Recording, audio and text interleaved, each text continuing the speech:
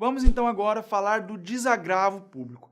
O desagravo público ele está quase que completamente contido lá no regulamento geral. Então a gente vai sair um pouco do estatuto e do código de ética, vamos lá para o regulamento geral, vamos lá ver os artigos 18 e 19, que é onde o desagravo público está com todos os seus detalhes bem explicadinho lá, tá? Então, o que eu quero nessa aula de vocês é que a gente consiga responder a essas perguntas que estão na sua tela. Eu tenho certeza que, se cair uma questão de desagravo na sua prova da OAB, vai ser sobre alguma dessas questões. Então, o que é o desagravo público? Quem é que pode requerer o desagravo público? Qual que é o órgão responsável, né, o órgão competente para realizar esse desagravo? Depois, se há uma ação criminal em curso, o desagravo torna-se desnecessário? Em seguida, o advogado ofendido ele pode abrir mão, né, ele pode renunciar a esse desagravo? E por fim, se o desagravo é só para o estagiário, só para o advogado, ou ele também serve para o estagiário, tá? A gente vai agora nessa aula, o meu objetivo é fazer com que você consiga, por si só, responder a todas essas questões que estão na sua tela. Bom, vamos começar. O que é, afinal de contas, o desagravo, né? Olha aí na sua tela. Essas são algumas imagens que eu peguei de sessões de desagravos. O desagravo geralmente é feito numa sessão pública, tá? Em que é lido uma nota de repúdio a uma ofensa que foi feita a um advogado ou à advocacia, tá? Então, quando, por exemplo, a imprensa chama um advogado de porta de cadeia, ou chama aquele advogado de algum outro nome que o ofenda, né? Enfim, quando ou uma entidade ou uma pessoa ofenda o advogado nas suas atribuições de como advogado, não uma ofensa pessoal, mas uma ofensa à atribuição do advogado, ou ofenda a advocacia em geral, então a OAB ela pode fazer o que a gente chama de desagravo, que é uma sessão que vai lá, é como se fosse um direito de resposta da OAB e da advocacia, tá?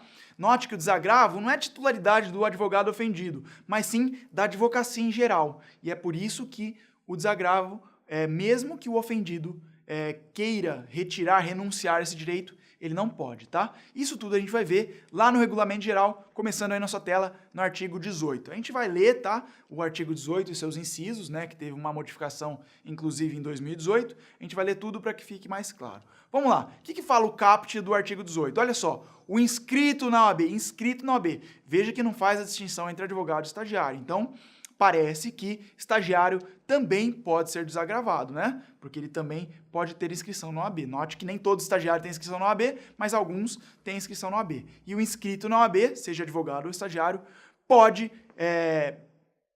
ser desagravado. Então, olha só, o inscrito na OAB, quando ofendido, comprovadamente, em razão do exercício profissional, veja que essa é a primeira condição para que o desagravo seja aceito, né? Pelo Conselho Seccional, para que você possa ser desagravado. A ofensa deve ocorrer em razão do exercício profissional, não pode ser uma ofensa pessoal, tá? Ou de cargo ou função na OAB, então esse inscrito tem direito ao desagravo público promovido pelo Conselho competente, Conselho Seccional, tá? E aí, esse desagravo pode ser pedido de ofício do Conselho competente, pode ser a seu próprio pedido, né, o pedido do advogado ou do estagiário ofendido, ou pedido por qualquer pessoa. Então veja que quem que pode requerer o desagravo? O conselho competente de ofício, o advogado ofendido ou o estagiário ofendido e qualquer pessoa pode pedir e requerer esse desagravo. Tudo bem? Então vamos agora entrar nos... aí está mais grifadinho na sua tela, você pode ver o que é mais importante, né? Vamos entrar nos detalhes dos incisos. Olha lá no artigo 18, inciso 1º. O pedido será submetido, então ele mostra aí, todos esses incisos não, desculpa, parágrafos. Todos esses parágrafos ele mostra qual é o procedimento do desagravo, tá? Parágrafo 1º. O pedido será submetido à diretoria do conselho competente, que poderá, nos casos de urgência e notoriedade, conceder imediatamente o desagravo ad referendo do órgão competente do conselho, conforme definido em regimento interno. Então aqui é uma novidade dessa alteração de 2018, né? O agravo pode ser concedido liminarmente, ad referendo. O que significa ad referendo? A ser referendado depois, né? Então você concede o desagravo antes do julgamento do desagravo, tá? O desagravo ele segue um processinho administrativo na OAB, né? Mas se houver urgência e notoriedade, note só, se houver urgência e notoriedade, ele pode ser concedido imediatamente antes do julgamento desse processinho. Beleza? Parágrafo 2º. Nos demais casos, que casos são esses? Que não tenha nem urgência ou notoriedade, né? A diretoria remeterá o pedido de desagravo ao órgão competente para instrução e decisão, podendo o relator, convencendo-se da existência de prova ou indício de ofensa relacionada ao exercício da profissão ou de cargo do AB, solicitar informações da pessoa ou autoridade ofensora no prazo de 15 dias, sem que isso configure condição para a concessão do desagravo. Então, aí beleza.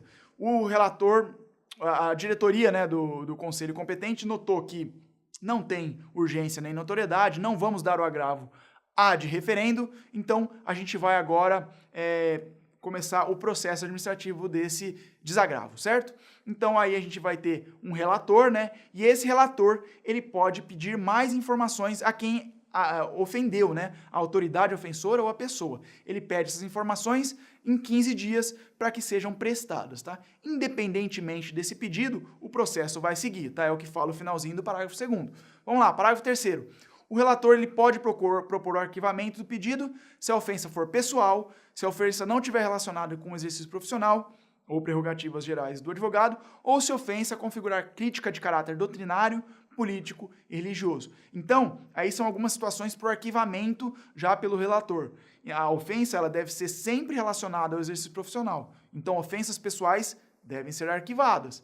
Ofensas também que são críticas doutrinárias, né, de posição ideológica, posição política ou posição religiosa, também devem ser arquivadas, tá? Tudo bem?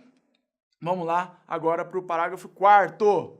Recebido ou não as informações e convencendo-se da procedência da ofensa, o relator, então, ele emite um parecer que é submetido ao órgão competente do conselho, conforme definido no regimento interno. Então, cada conselho seccional vai ter seu regimento interno, tá? Vamos lá para o parágrafo 5º agora. Os desagravos deverão ser decididos no prazo máximo de 60 dias. Atenção, esse é o prazo para o julgamento do desagravo. 60 dias deve ser julgado o desagravo em 60 dias. E aí, depois do julgamento, olha o parágrafo seguinte. A sessão de desagravo deve ser feita no prazo máximo de 30 dias depois desse julgamento. Então, 60 dias para julgar o desagravo, mais 30 dias para a sessão ser proferida, ser realizada, né? Essa sessão deve ser amplamente divulgada. E onde que deve ser feita essa sessão de desagravo? Preferencialmente no local onde a ofensa ocorreu, né? Ou onde a autoridade ofensora, né? Quem foi a que fez a ofensa, está localizada. Beleza, vamos lá para o parágrafo 7º. Na sessão de desagravo, o presidente, então, ele lê a nota, né? Aí o que acontece no desagravo? Ele lê essa nota ser publicada na imprensa, encaminhando ao ofensor e às autoridades e registrados nos assentamentos do inscrito e no Registro Nacional de Violação de Prerrogativas. Tudo bem? Vamos lá para o parágrafo 8º. Ocorrendo a ofensa no território da subseção a que se vincule o inscrito, a sessão de desagravo pode ser promovida pela diretoria ou conselho da subseção, e aí tem que ter a representação do conselho seccional. E, por fim, o desagravo público, como instrumento de defesa dos direitos e prerrogativas da advocacia, não depende da concordância do ofendido. Ou seja, mesmo se o advogado ofendido quiser cancelar o desagravo, ele não pode. Uma vez que ele foi ofendido, esse não se torna mais pessoal daquele advogado, né? Isso é uma ofensa à advocacia. Então, mesmo que o advogado não queira cancelar esse desagravo, ele não pode. Então, continuando aí, o advogado não pode dispensá-lo, devendo ser promovido a critério do conselho. Agora a gente vai para o artigo 19, que dá umas regrinhas de competência, né? A gente viu então até agora que a competência é do conselho seccional, tá? Conselho seccional competente, mas ele também pode ser realizado pela subseção, desde que com representação do conselho seccional. No artigo 19, que a gente vai ver agora, a gente vê alguns casos em que a competência não é mais do conselho seccional, mas ela é deslocada para o conselho federal. Olha lá no artigo 19. Compete ao Conselho Federal promover o desagravo público de conselheiro federal ou de presidente do Conselho Seccional, quando ofendido no exercício da atribuição de seus cargos, e ainda quando a ofensa a advogado se revestir de relevância e grave violação às prerrogativas profissionais com repercussão nacional. Então, olha só, esse artigo diz 3 casos em que a competência vai ser deslocada para o Conselho Federal. Primeiro, se o ofendido é um conselheiro federal. Segundo, se o ofendido é um presidente do conselho seccional. E terceiro, se a ofensa ela tem uma grave violação às prerrogativas profissionais, né, ela é muito relevante e tem repercussão nacional, ou seja, repercussão em todo o território nacional. Aí, nesses 3 casos, a competência é do Conselho Federal e não mais do Conselho Seccional. Olha aí no parágrafo único, mais um detalhezinho. O Conselho Federal, observando o procedimento previsto no artigo 18, ele indica seus representantes para a sessão pública de desagravo na sede do Conselho Seccional, salvo no caso de ofensa a conselheiro federal. Então, o que diz aí esse parágrafo único? No caput, no artigo 19, a gente tem aquelas três possibilidades da competência ser do Conselho Federal. Quais são elas? De novo, repetindo. Conselheiro federal ser ofendido, presidente do Conselho Seccional ser ofendido ou ofensa de repercussão nacional. Se o conselheiro federal é que é ofendido, aí o desagravo vai ser feito no Conselho Federal. Nos outros dois casos, né, se for o presidente do Conselho Seccional ou uma violação com repercussão nacional, aí a sessão do desagravo vai ocorrer no Conselho Seccional com representantes do Conselho Federal. Tudo bem? E aí a gente tem no artigo 7º, lá no parágrafo 5º, mais um detalhezinho sobre desagravo, que diz que no caso de ofensa inscrito da OAB, no exercício da profissão ou de cargo de função da OAB, o conselho competente deve promover o desagravo sem prejuízo da responsabilidade criminal em que incorrer o infrator. Ufa, é bastante coisa que a gente leu, agora a gente vai tentar responder aquelas questões que a gente colocou inicialmente, né? Vamos lá! Então, o que é o desagravo público? O desagravo público é uma sessão pública em que a advocacia tem um direito de resposta, né, a uma ofensa ou algum advogado ou inscrito na OAB. Tudo bem? Quem é que pode requerer o desagravo público? 3 pessoas. O próprio ofendido, advogado ofendido ou o estagiário ofendido, o conselho seccional de ofício, né, o conselho seccional competente de ofício e, por fim, qualquer pessoa, né? No final das contas, qualquer pessoa pode requerer o desagravo. E aí, qual é o órgão responsável por realizar o desagravo?